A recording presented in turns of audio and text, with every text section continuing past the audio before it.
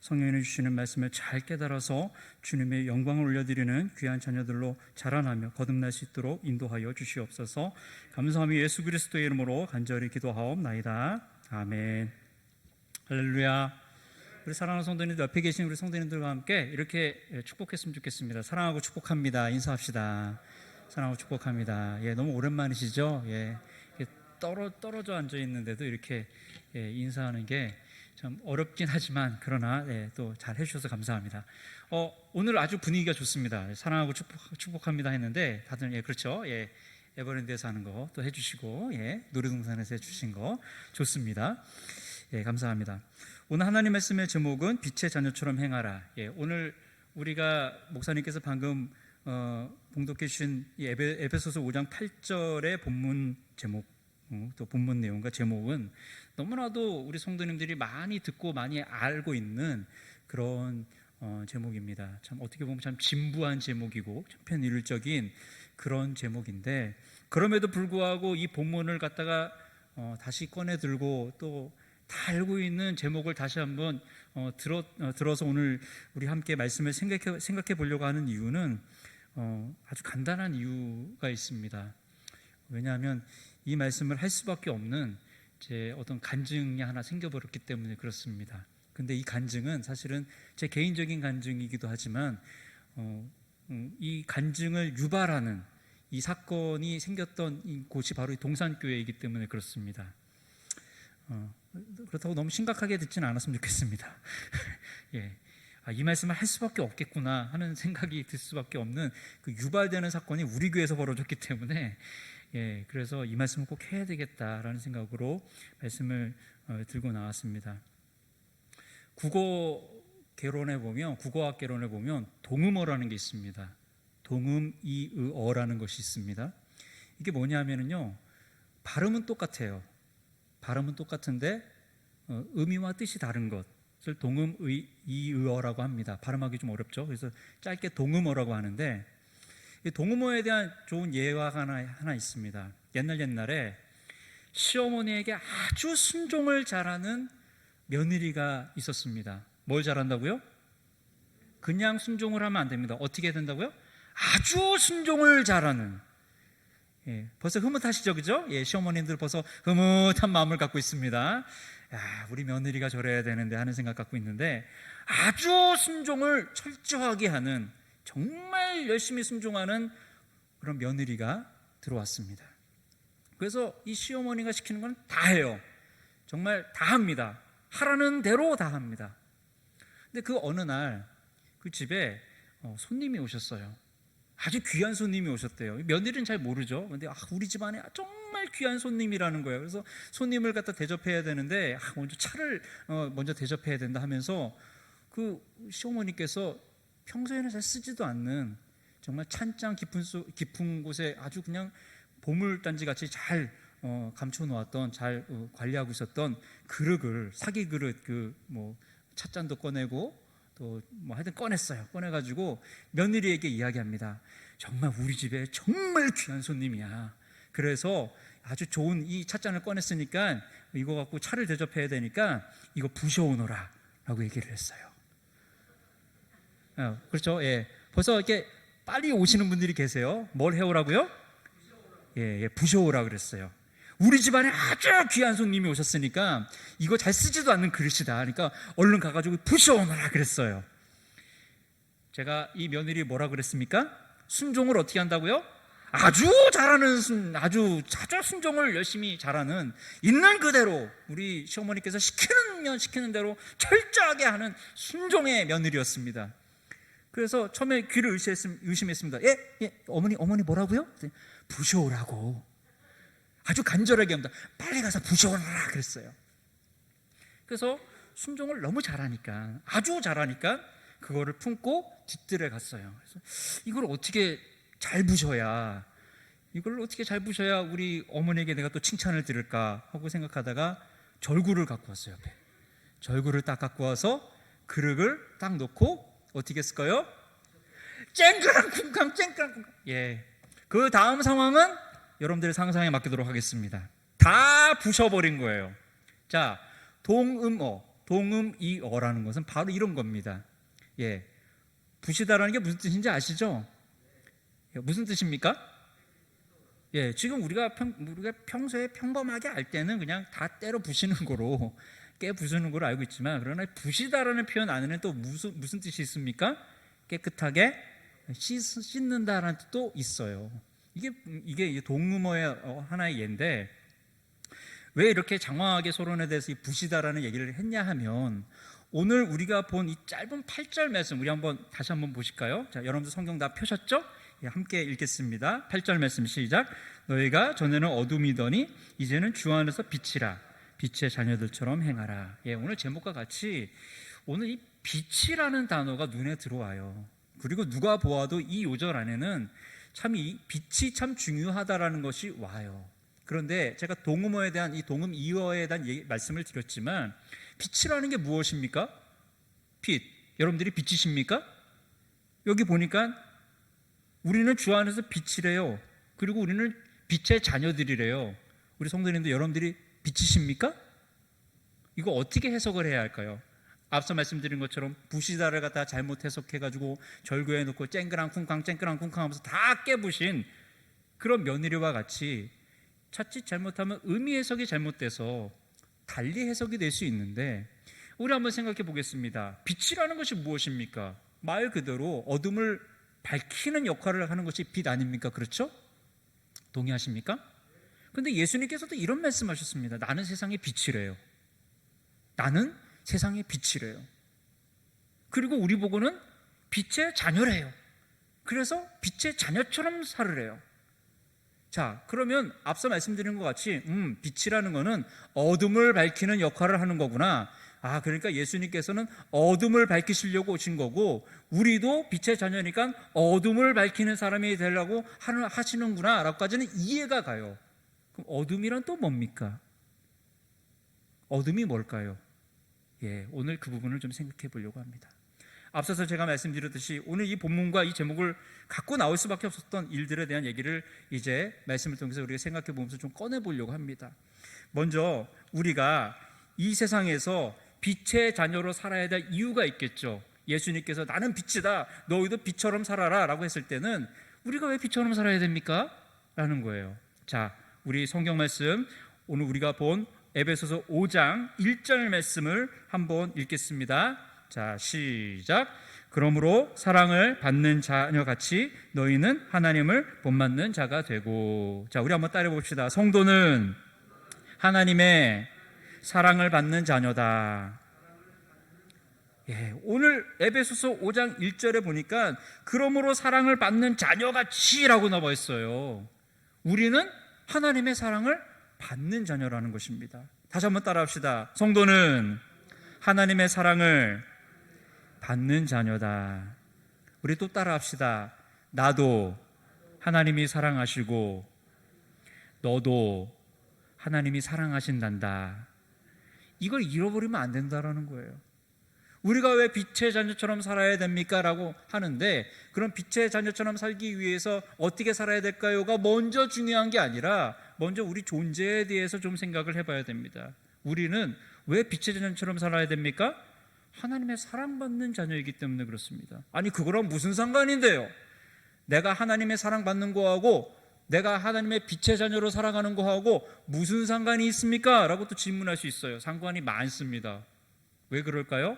오늘 보니까 우리 에베소서 5장 1절 뒤에 이렇게 나와요.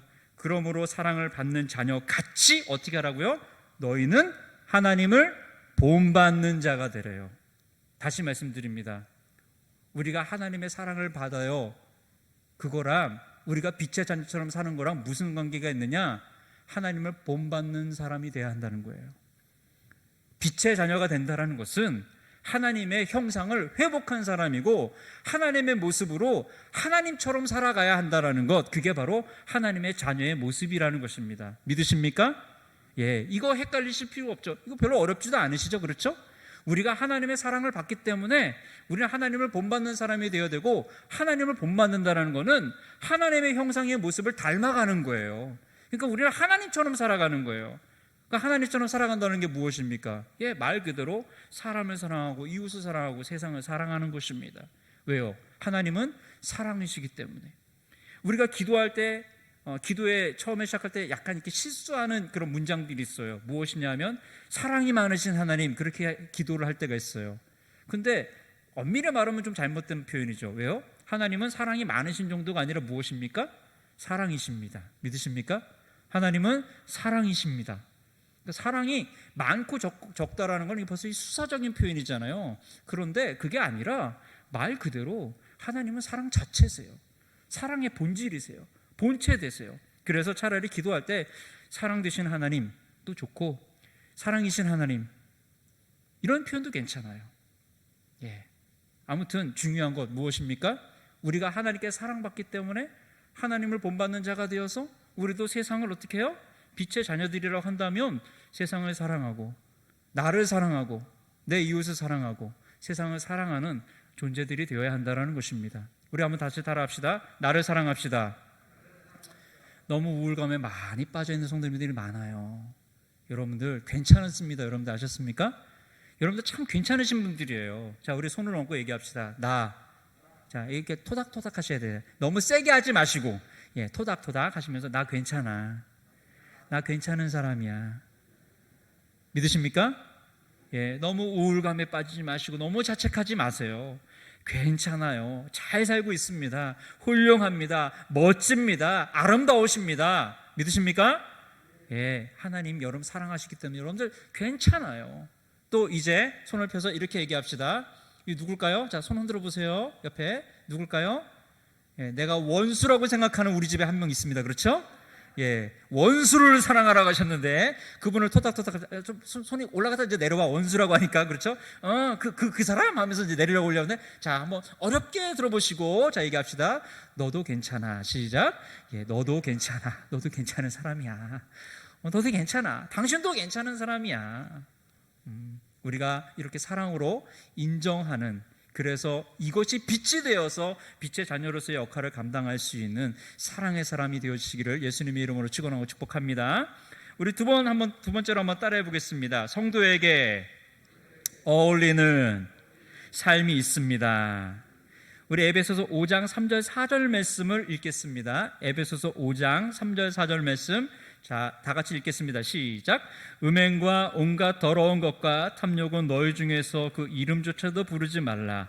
이는 성도에게 마땅한 바니라. 누추함과 어리석은 말이나 희롱의 말이 마땅치 아니하니 오히려 감사하는 말을 하라. 오늘 보니까 3절 4절 말씀에 누가 보아도 다 이해할 만한 더러운 것들이 나오고 있어요. 그렇죠? 음란한 것들, 온갖 더러운 것들, 탐욕, 욕심 부리는 것들, 또 뭐라고 나옵니까? 또 누추한 것들, 어리석은 말들, 희롱의 말들, 이런 우리가 누가 보아도, 상식을 갖고 있는 분들이 누가 보아도 아유, 이런 거 정말 하면 안 된다라는 것들이 거론되고 있어요. 이렇게 쭉 열거되고 있어요. 그러면서 뭐라고 나옵니까? 3절에 성도에게 마땅한 바다, 예, 또 마땅치 아니하다 4절에 이렇게 나와요. 이게 무슨 말입니까? 간단한 말이에요. 성도들에게 어울리지 않는다는 겁니다. 다시 더 정리해 드리겠습니다. 성도에게서 어울리는 게 무엇입니까? 이러한 악한 것들, 더러운 것은 성도에게 어울리는 것이 아니야 라고 말씀하고 있습니다. 자, 그럼 성도에게 어울리는 것이 무엇이겠습니까? 다 같이 따라합시다. 거룩함.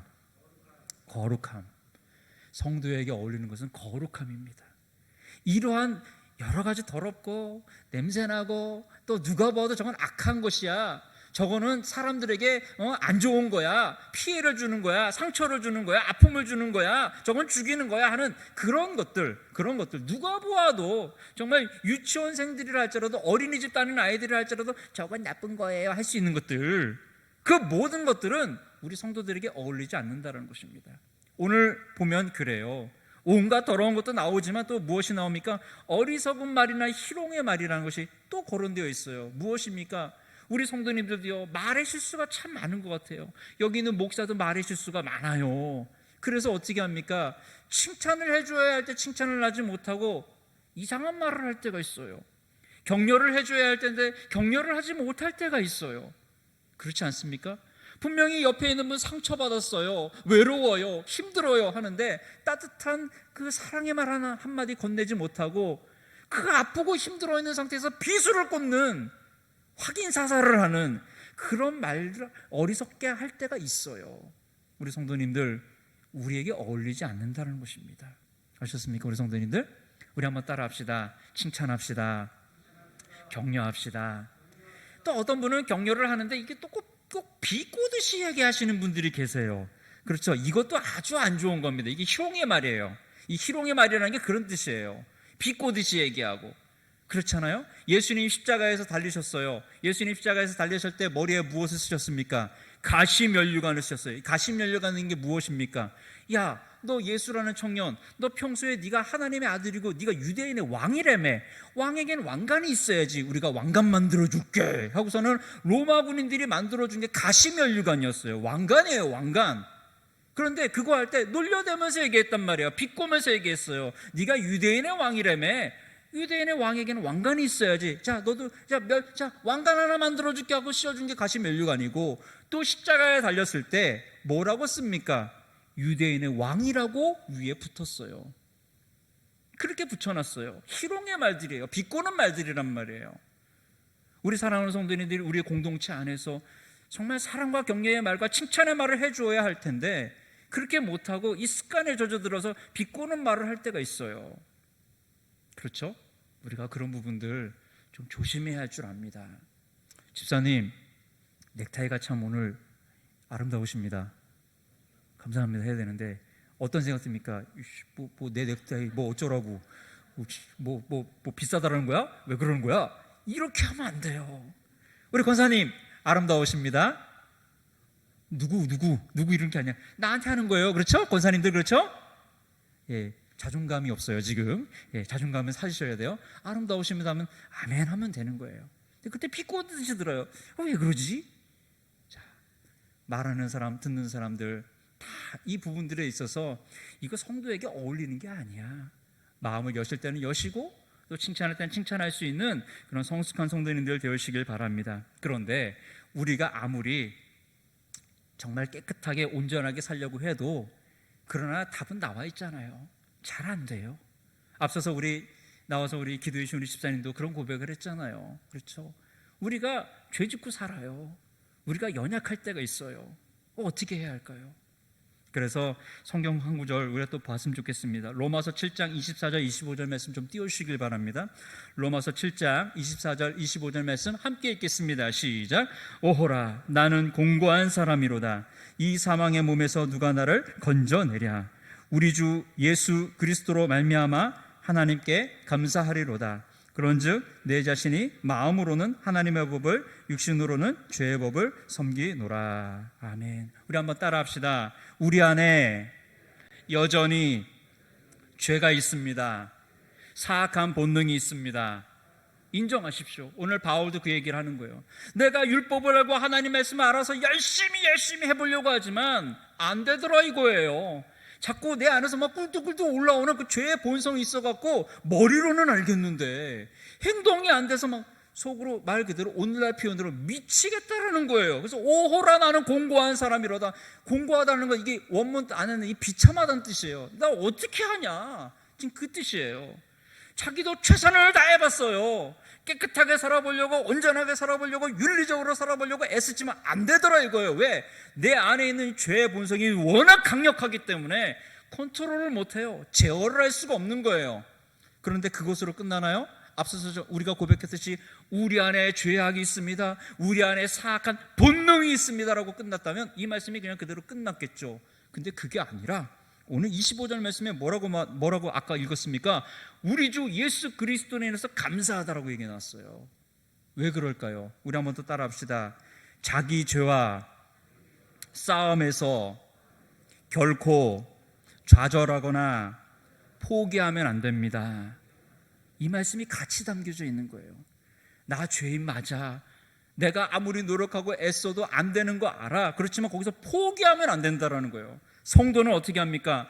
좌절감이 들어도 또 일어나서 의로운 삶과 거룩한 삶을 살기 위해서 분투하고 노력하고 애쓰고 몸부림쳐야 한다는 것을 이 말씀에서 우리에게 보여주는 거예요. 그래서 주님께 감사하겠다요. 나는 안 돼. 나는 내 힘으로는 안 되지만 내가 우리 주 예수 그리스도께 내가 감사할 거야. 왜 그럴까요?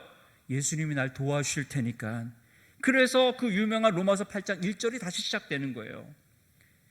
나는 못하지만 주님의 법이 승리할 수 있다는 거예요.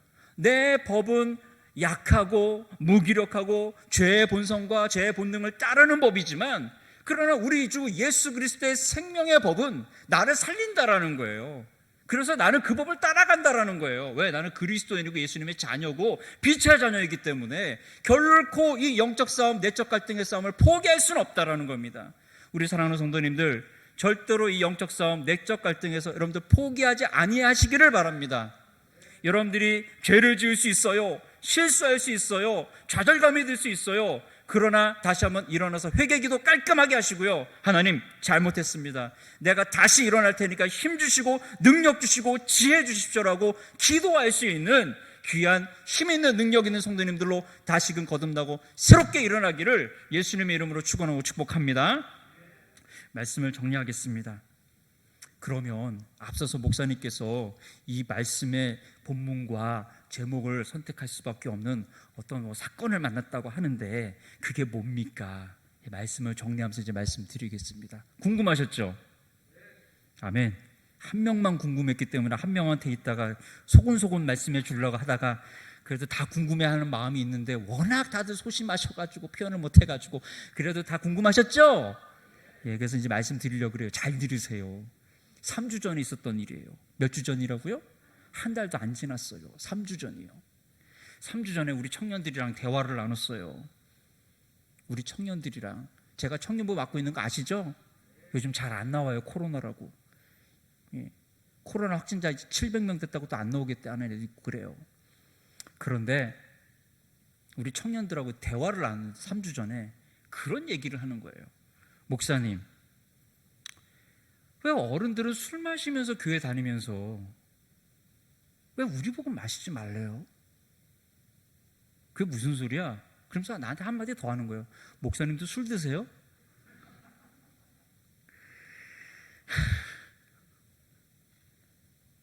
아주 간단한 질문이잖아요. 그렇죠?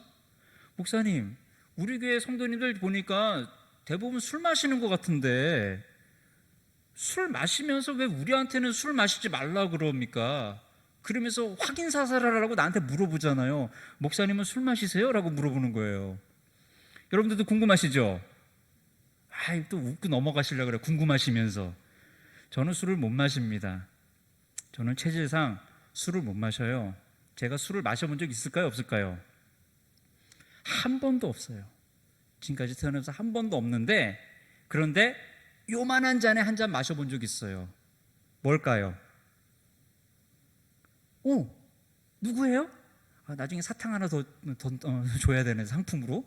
자, 성찬식 때 그때 어떤 교회에서 제가 이제 사역을 할 때 그때 성찬식 때 포도주 쓰지 않습니까? 원래 포도즙을 써야 되는데 그날 좀 관리를 좀 잘못하셨어요. 그 포도즙을. 그래서 포도즙이 오래 가면 어떻게 되죠? 당연히 이제 숙성이 되고 발효가 되잖아요. 그래서 이제 얘가 이제 괜찮았던 애인데 독해진 거예요. 그런데 그걸 나눠줬어요. 근데 다른 때하고 다르게 모든 성도님들이 아주 기쁨으로 그 잔을 받더라고요. 아주 다른 때하고 다르다고, 아주 좋다고 하면서 떡을 떼고 잔을 나누는데 다들 아주 기분이 좋게 하고 나와요. 그래서 이제 이번 성찬식은 마음의 준비들을 잘하고 오셨나 보다 하고선 되게 목회자들이 맨 마지막에 마시기 때문에 줄서서 쭉 가서 이제 마셨는데 핑 도는 거예요. 처음 마셔봤어요. 그리고 자리에 앉았는데 다행스럽게 먼저 떡을 먹고 그 다음에 잔 나누잖아요. 그렇죠? 만약에 처음부터 잔을 나눴으면 저는 일어나지도 못했을 거예요. 떡 먹으러 못 갔을 거예요. 저요 못 일어났어요. 자리에 앉아가지고 예배 다 끝나고 목사님 축도할 때 마지막 찬양 부르고 다 일어나서 받잖아요. 하는데 못 일어났어요. 머리가 막 깨지는 것 같고 온몸이 굳어지고 일어날 수가 없겠더라고요. 숨을 못 쉬겠더라고요. 제가 요만큼 마셨는데 그때 알게 됐습니다. 야, 나는 술을 못 마시는 사람이구나. 참 감사하다. 라는 생각을 했어요. 그런데 다시 원점으로 돌아와서 어른들은 술 마시는데 왜 우리 보고는 술 마시면 안 된다고 얘기합니까? 어른들은 술 마시면서 교회 다니면서 왜 우리 보고는 술 마시지 말라고 얘기합니까? 라는 얘기를 저한테 질문으로 던지더라고요. 아이고, 목사님 무슨 또 진부한 술 얘기를 또 꺼내십니까? 그럼 마시든지 말든지 이게 뭐 죄입니까? 이렇게 얘기할 수도 있어요. 그런데 여기서 중요한 거, 이건 죄냐 죄가 아니냐에 대한 문제가 이젠 아니더라고요. 여러분 따라합시다. 우리는 세상을 경작하는 사람들입니다. 이게 무슨 말씀인지 아십니까? 하나님께서 세상을 창조하시고 분명히 말씀하셨어요. 땅을 정복하라고 말씀하셨어요. 이 정복하라는 말 안에는 경작하다는 뜻이 있습니다. 세상을 가꾼다는 뜻이에요. 우리가 이거는 죄냐 죄가 아니냐에 대한 문제를 지금 술 얘기를 꺼내는 것이 아니라 우리 청년들이, 우리 어른들, 바로 여러분들 부모님들이시죠. 부모님들 봤을 때 우리 부모님 집사님이신데, 우리 부모님 권사님이신데 술 마시네, 치맥을 즐기시네, 이런 거예요. 분명히 우리 부모님 집사님이시고 뭐 참 기도도 열심히 하시고 성경도 열심히 보시고 참 신실하게 신앙생활하는 것 같은데 술 먹는 모습 보면 세상 사람들하고 별반 다른 게 없는 거예요. 헷갈리는 거죠. 우리 다음 세대들이 헷갈리고 있다라는 거예요. 지금 무엇 때문에요? 바르게 경작해서, 세상을 바르게 경작해서 바르게 가꾸어 나가야 할 우리가, 이 세상에 또 우리가 가꿔야 할 우리 다음 세대의 이 밭을 방치하고 있는 거예요. 쓰레기로 만든다든지 아니면 농사를 안 지어서 경작을 하지 않아서 황폐하게 만들고, 혹은 뭔가를 심기는 심는데 자기도 뭘 심는지 몰라. 농부가 야, 내가 여기다 도라지를 심었냐 인삼을 심었냐 모르는 거예요. 자기가 신앙생활을 하고 또 다음 세대들에게 야, 너 믿음생활 잘해야 된다, 신앙생활 잘해야 된다 말은 하는데 우리 다음 세대들이 봤을 때 헷갈리는 거예요. 부모님도 안 하는데? 부모님도 그렇게 생각 안 하는데? 우리 보고 그렇게 하라고 하네? 성도님들, 우리 가정을 잘 경작하시길 바랍니다. 거룩함으로 경작하시기를 소망합니다. 또 우리 교회도 거룩함으로 경작하시기를 소망합니다. 우리가 잘해야 여러분들 다음 세대에 대한 기도도 열심히 하지 않습니까? 여러분들 자녀들을 위해서 기도 열심히 하잖아요. 바르게 경작하지 아니하고 바른 모습으로, 거룩한 모습으로 살지 아니하면은요, 우리 다음 세대들이 헷갈려가지고요, 나중에 죄 가운데 그냥 쉽게 빠져들어간다라는 거예요. 아주 쉽게요. 그래서 우리 청년들이 저한테 그랬어요. 목사님 다음에 치맥할 때 목사님들 같이 오세요 그러더라고요. 간다 그랬어요. 알았어, 나 갈 테니까 같이 마셔 그랬어요. 나는 콜라 시켜줘 그랬어요. 내가 그 정도까지는 얘기했습니다. 근데 헷갈리는 거예요. 우리 사도행전 11장 26절 말씀 한 점 보겠습니다. 오늘 말씀을 마무리하면서 이 말씀 읽고 마무리 좀 정리하고 말씀 맞추려고 합니다. 함께 읽겠습니다. 시작. 제자들이 안디옥에 모여서 비로소 그리스도인이라 일컬음을 받게 되었더라. 사도행전 기록, 이 초대교회 기록에 보면 그리스도인이라는 말이 처음으로 등장합니다. 어디냐면 안디옥에서 출발을 해요. 안디옥이라는 이 지역에서 바나바와 바울이 열심히 전도하고 교회 세워서 열심히 말씀을 가르쳤는데 그리스도인이라는 말이 등장하래요. 그럼 이 그리스도인이라는 말을 누가 먼저 만들어 주었을까요? 누가요? 자기네들끼리? 아니에요. 안디옥에 살고 있는 누가요? 예수 안 믿는 사람들이 저 사람들은 그리스도인이야 라고 이름 붙여준 게 그리스도인입니다. 믿으시길 바랍니다. 이거 정확하게 아셔야 됩니다, 여러분들.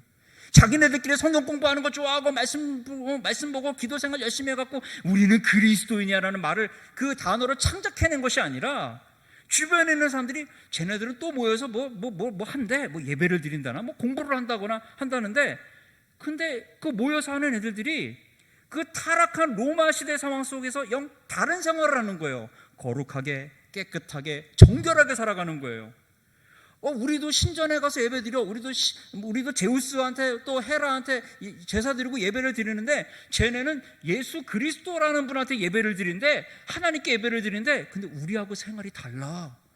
우리는 음란함에 빠지고 술 취함에 빠지고 방탕함에 빠지는데, 쟤네들은 예수님께 예배를 드린다는데, 성경 공부를 하는 걸 한다는데 아주 깨끗하고 바르게 살아. 그래서 붙여준 이름이 쟤네는 그리스도인이야 라는 겁니다. 세상에서 출발한 단어입니다. 우리 사랑하는 성도님들, 뭔가 와닿지 아니하십니까? 오늘날 우리 시대에 이 그리스도인이 지금 어떻게 이름이 취급받고 있습니까? 아이고 저 예수쟁이들, 아이고 저 교회 다니는 사람들, 아이고 이젠 지겹다. 이제는 그런 뉘앙스로 오지 않습니까? 이거 다시 회복해야 됩니다. 원래 초대교회의 모습으로, 원래 바른 모습으로 회복되어야 할 줄 믿습니다. 그러기 위해서 여러분 따라합시다. 거룩함의 기준을 낮추지 맙시다. 다시 말씀, 우리 하겠습니다. 거룩함의 기준을 낮추지 맙시다. 방법은 이거밖에 없어요.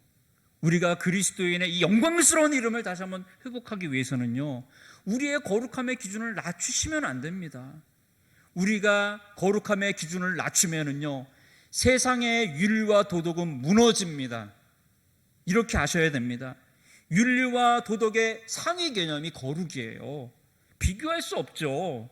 근데 그 비교할 수 없는 거룩함을 성도들이 품고 있고 빛의 자녀로서 살아가야 한다는 그런 의무가 있는데, 책임감이 있는데, 우리 스스로가 어느 순간부터 이 거룩함의 기준을 다 낮춰버렸어요. 아, 괜찮아요. 그 한 잔 정도는 괜찮아. 맥주는 술도 아니야. 이런 식으로 다 낮춰버렸어요. 낮춰버리니까 목사님도 술 한잔 하십니까? 라는 질문을 합니다. 5년 전에 어떤 사회복지기관 단체장이랑 만났는데 그분도 저에게 식사하자고 하는데 그렇게 저한테 질문하더라고요. 그 기관장은 여성분이었는데 저한테 그런 질문을 해요. 그분도 교회 다니시는 분인데 저한테 술 하냐고 물어보시더라고요. 깜짝 놀랐어요. 난 술 못한다고, 내가 목사인데 어떻게 술을 하냐고. 그런데 아주 충격적인 말을 들었어요. 아닌데요, 제 주변에 있는 목사님들은, 그 사회복지 일하시는 목사님들은 다 술 하시던데요. 다 낮춰버려서 그래요. 거룩함의 기준을 낮춰버렸기 때문에 앞서서 말씀드린 것 같이 우리 청년들이 헷갈려하는 것 같이 이젠 세상도 헷갈리는 거예요. 그 교회 다니는 사람도 술 한 잔씩 해도 되나 보다. 교회 다니는 사람이 뭐 그렇게 해도 되나 보다. 그 다 누가 만든 겁니까? 누가 한 겁니까? 빛의 자녀여야 할 우리가 그 일을 못했기 때문에 그래요. 빛의 자녀로서 그 누구보다도 거룩함을 목표로 삼고 살고, 그것이 안 되더라도 앞서 말씀드린 것처럼 그래도 분투하고 몸부림치고 내적 갈등, 영적 싸움을 하면서 만들어가야 할 우리가 그걸 포기하고 자꾸 내주고 포기하고 낮추다 보니까 세상에서 이제 헷갈리는 거예요. 쟤네 교회 다니는 애들도 술 한잔씩 하는데 뭘, 그런 나쁜 짓 하는데 뭘. 헷갈리는 거예요. 헷갈리니까 어떻게 됩니까? 자기네들이 그나마 갖고 있었던 도덕과 윤리의 기준까지 이제 다 무너지고 망가지는 거예요. 이젠 기준을 찾을 수가 없습니다. 예수님께서 말씀하셨어요. 악하고 이 음란한 세대들, 이런 세대들은요, 무엇이라고 말하냐면 기준이 없는 세대라고 말을 해요. 이게 무슨 말씀이냐? 피리를 불어도 춤추지 아니하고 슬퍼서 다 애곡해야 될 그 시기에 슬퍼하지도 아니하는 세대, 그런 세대라고 얘기하고 있어요. 이게 무슨 말이냐? 기준이 없는 세대예요. 웃을 때 웃어야 되는데 웃지도 못하고, 슬퍼해서 다 슬픈 가운데 애곡하고 눈물을 흘려줘야 될 때 눈물이 메마른 세대, 그런 세대가 온다라는 거예요. 지금 벌써 온 것 같습니다. 왜요? 그 기준이 파괴되었어요. 망가졌기 때문에 울 때를 모르고 기쁠 때를 모르고, 이게 나쁜 것인지 이게 선한 것인지 구분을 하지 못해요. 우리 사랑하는 성도님들, 오늘 말씀을 정리하면서 우리 스스로를 좀 돌아보고, 우리 동산교회 우리 성도님들 좀 이 부분에 있어서 여러분들이 스스로를 좀 자기 점검하셨으면 좋겠습니다. 우리 가정에서 내가 거룩함의 기준을 많이 낮춰가지고 말이 거칠어지고 행동이 잘못되고 또 우리 자녀들에게 혹시 나쁜 것들이 나가는 건 있지 아니한가, 여러분들이 좀 살펴봐 주었으면 참 좋겠습니다. 여러분들 하나씩 좀 점검해 주세요. 말은 내가 거룩한 자녀의 모습으로 하고 있는지, 행동은 그렇게 하고 있는지, 내가 말씀을 따라서 몸부림치는 모습을 내 자녀들에게 보여주고 있는지, 우리 사랑하는 성도님들, 오늘 말씀의 제목처럼 너무나 잘 알고 있고 우리가 이제 익숙하게 들어서 너무 진부하게 들리는 빛의 자녀처럼 행하라는 말씀이, 나는 정말 빛의 자녀가 맞는가? 나는 빛의 자녀로서 거룩함의 기준을 잘 높여놓고 잘 살아가고 있는가? 우리 교회는 이 거룩함의 기준을 잘 맞춰서 제대로 다음 세대들에게 교육하고 있는가? 여러분들이 잘 점검하셔서 여러분들 스스로도 또 여러분들의 가정도 또 우리 교회도 예수님께서 말씀하신 이 지상명령인 땅끝까지 이르러 복음을 증거하는데 이 복음의 증거 사명이 수월하게 잘 진행될 수 있도록, 또 복음을 증거할 때에 많은 사람들이 저 사람들은 그리스도인들이야, 역시 달라라고 얘기할 수 있는, 그런 말을 들을 수 있는 영광스러운 날이 올 수 있도록, 그런 날들이 계속될 수 있도록 우리 사랑하는 성도님들이 빛의 자녀로서, 거룩함의 자녀로서 살아가기를 소망합니다. 이번 한 주간 우리가 살아갈 때에 정말 거룩함을 품고 거룩함의 기준을 높여서 거룩함대로 살아가고 몸부림치면서 살아갈 때에 하나님, 저 빛의 자녀입니다. 저 거룩한 주님의 자녀입니다. 저 주님의 사랑받는 자녀입니다. 그래서 오늘도 이렇게 몸부림치고 견뎌내고 살아가고 있습니다. 주님 힘주시고 능력 주시고 지혜 주셔서 오늘도 승리하고 내일도 승리하게 하여 주시옵소서 라고 우리가 날마다 기도와 고백으로 나아감으로 하나님이 기뻐하시고 또 우리의 삶이 날마다 아름답게 거룩하게 변화되어지고 성화되어가는 귀한 성도님들 되시기를 예수님의 이름으로 축원하고 축복합니다. 함께 기도하겠습니다. 하나님 아버지, 감사합니다. 이 세상이 점점 악해지고 또 죄악 가운데 물들어간다라고 한탄은 하지만, 그러나 누구 하나 나서서 이것은 죄악이고 나쁜 것이기 때문에 그렇게 살면 안 돼요 라고 담대하게 외치는 성도들의 숫자는 점점 줄어져 가는 것을 보게 됩니다. 교회는 힘을 잃고 자정 능력을 잃어져 가는 것들을 보게 될 때에 너무나도 안타깝습니다. 또 우리 가정이 믿음의 가정으로 세워져야 하는데 우리 가정이 믿음의 가정 그 기준을 잃어버림으로 우리 자녀들이 헷갈려하고 혼란스러워합니다. 하나님 아버지, 우리가 이 시간 회개하는 심정으로 주님 앞에 머리를 숙였습니다. 하나님 아버지, 거룩함을 회복할 수 있게 하여 주시옵소서. 거룩의 기준을 세울 수 있게 하여 주시옵시고 우리 가정 또한 내가 또한 우리 교회가 주님께서 주시는 이 거룩함을 우리가 품고 빛의 자녀로서 빛의 교회로서 살아갈 수 있도록 인도하여 주시옵소서. 감사하며 예수 그리스도의 이름으로 간절히 기도하옵나이다. 아멘.